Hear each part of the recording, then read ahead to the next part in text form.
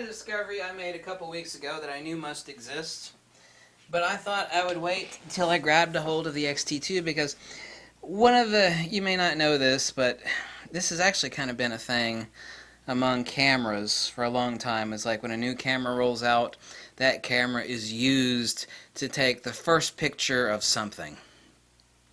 It's like sometimes there's these mysterious animals that are photographed for the very first time ever, like in the darkest armpits of Brazil. And it's like, it was captured with the so-and-so camera.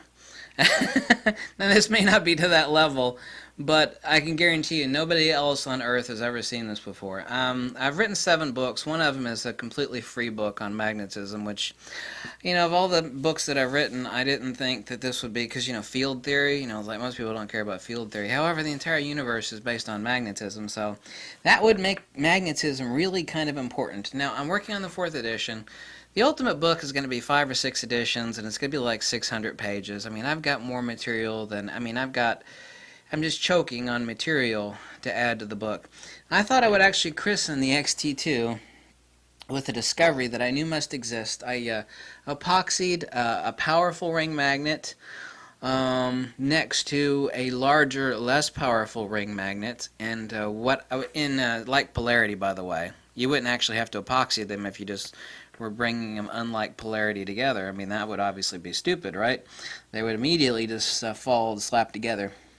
But what I knew is that due to EMR, electromagnetic retardation, and the phase shift that occurs at a rate of 1 to 5, and that was my discovery. And then I actually ran into a guy that made a super neat invention called the ferrocell. Now, you think you could see through this. It's like, well, you're actually looking... No, you don't understand. Like, here's the larger, expensive ferrocell. This kind of shocks most people. I mean, most people don't know what the hell a ferrocell is. It's just some LED lights on the inside of this casing. Now, here's the glass. Now, it's just not regular glass. It is like super optically flat glass. I mean, it is so damn flat. It's actually expensive. There are 2 pieces of this very expensive glass with a very thin film, not a ferrofluid, but a ferrofluid-like solution.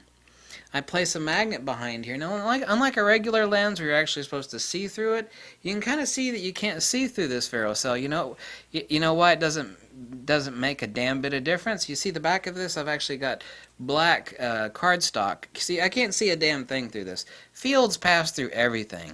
So when I'm actually photographing this, and this is a photograph looking through this ferrocell, you'll notice all the blue light, for example.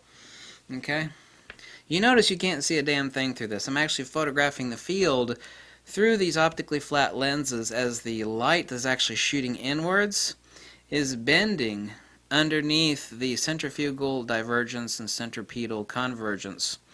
But what I did is I took a more powerful magnet, and then I knew that simply by changing the shutter speed, keeping the aperture, and everything's absolutely the same. If I go up here, I can show you. The only difference is I have a 5-second 5-second exposure on the left and an 8.5-second exposure on the right. Nothing has changed, nothing has moved other than the shutter speed. You can even look close, you can see the specks of dust are exactly the same.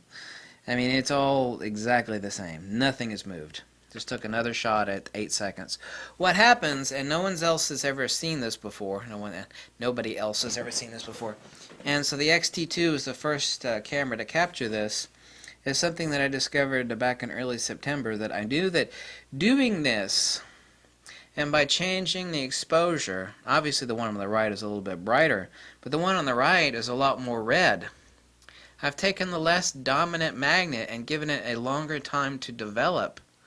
No one has ever seen this before. Actually, the implications of what can be done with this, I'm not going to get into. But that means that simply by changing the shutter speed, you see how blue the one on the left is and how red the one on the right? The links for this are below. Simply by changing the shutter speed, I can color shift the image that has appeared by using field intensity between 2 magnets.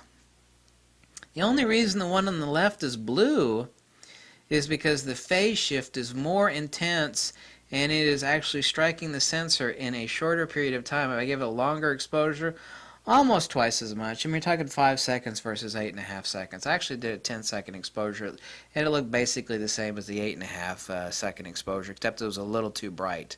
So I went with the 8.5. By giving it more exposure, I completely color shifted everything. I mean, imagine that. The same lens. Absolutely nothing has changed or moved other than the shutter speed. Yet the color difference is radically different. Nobody else on Earth, okay, period, has ever seen this before. I knew this must exist. I can actually say that I'm the guy that wrote the book on magnetism. Not only that, it's an insanely popular book, and it's free, by the way. Insanely popular book on magnetism.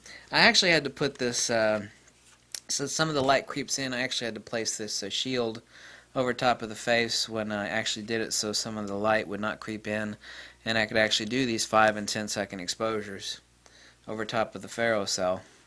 See, the magnet sits underneath here. There's nothing shining through this. This is completely black cardstock taped to the bottom of this. I mean, that's like, you know, since we're talking about fields here, it's like I'm going to take a picture with this camera, except I'm going to do it with the lens cap on. Well, there's the lens cap right there. It's permanently there. It's been there for a year. It's like, what do you mean you're going to take a picture with the lens cap on? This is taking a picture of fields, because fields penetrate every damn thing. Anyway, this is my discovery, and I thought I would reveal it. Now, some of you might be going, boring, whatever.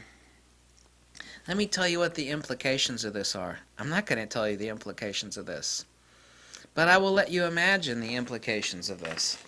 Simply by changing the shutter speed alone on this camera and nothing else, I'm able to radically color shift the resultant image.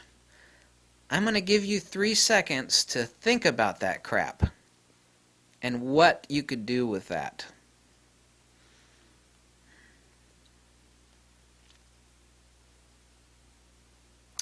Yeah, did you think of something? Oh, I've thought of a few things.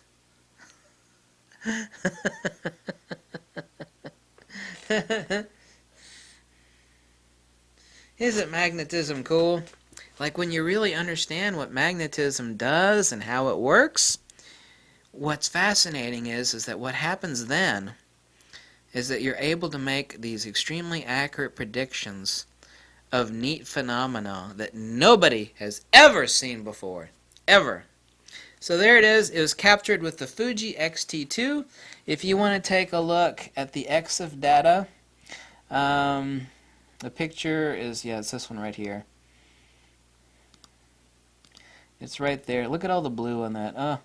The blue corona of the South Pole phase shift over a shorter time period is amazing. I actually dropped in a couple other pictures for gits and shiggles. This is actually a ring magnet on top of the ferrocell. I wish you were able to see this up close and personal,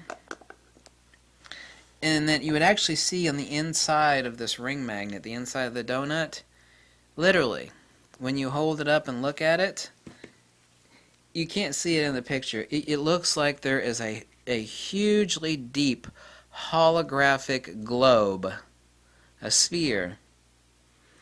Now, the fascinating thing is that the fluid that exists between these two super flat optically pieces of glass is less than 1 micron thin. But if you place that ring magnet on the top of this ferrocell, you will see a sphere that looks well over an inch deep.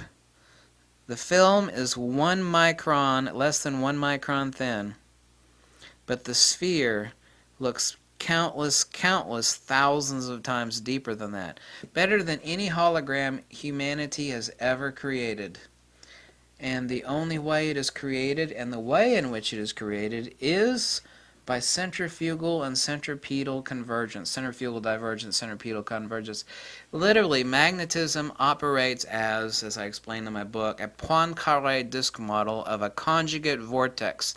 It is the reciprocating precessional hyperboloid, i.e. a conjugate vortex of force and motion, inertia and acceleration, which, if accurately defined in its field coherency as seen through the ferrocell and other devices, one of which I created that I've actually got a video of where I show a tornado in a bottle with a magnet underneath it. Actually, it'll create a tornado.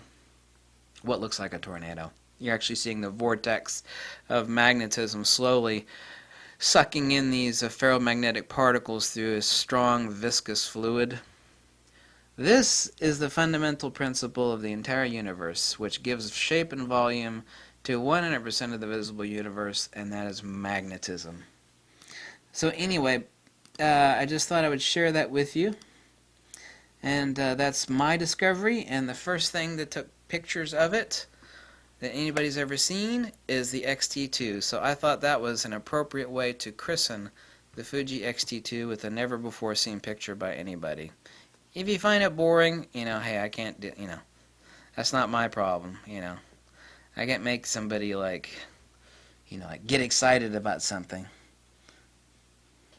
The implications of what you could do with that, however, are rather exciting. So, catch you later. Bye.